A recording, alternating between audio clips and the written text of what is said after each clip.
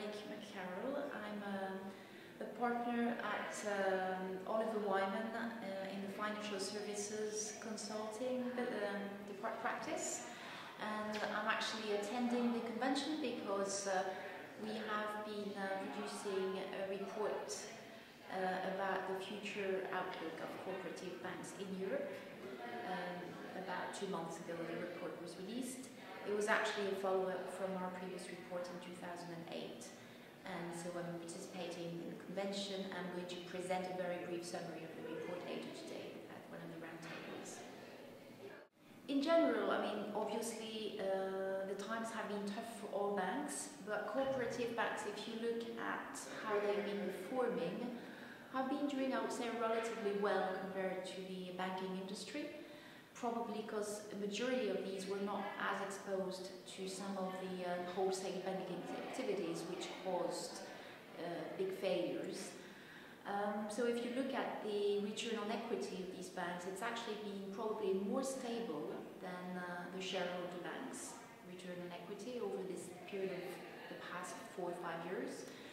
And if you look at some other parts of the economics, such as the cost-income ratio, which was probably slightly, I would say, not as good as the shareholder banks traditionally, this one has actually converged. So they're pretty much in line in terms of overall cost-income ratio with shareholder banks, and probably have shown a more stable earnings profile. So that's for the economics.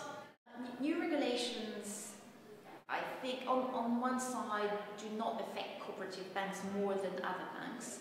However, the regulations have been thought and designed for shareholder banks, and therefore some of the specific features of cooperative banks, such as the type of capital, they don't have listed shares, such as the governance structure and other specificities, are not always well taken into account.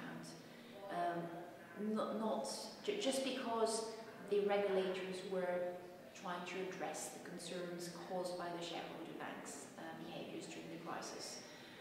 So therefore there are some concerns. We have talked this morning during the conference about diversity that was essential to the stability of the system, and I think it is very important to maintain that. So the dialogue has been engaged between the cooperative banks and the regulators, and I think has to go on.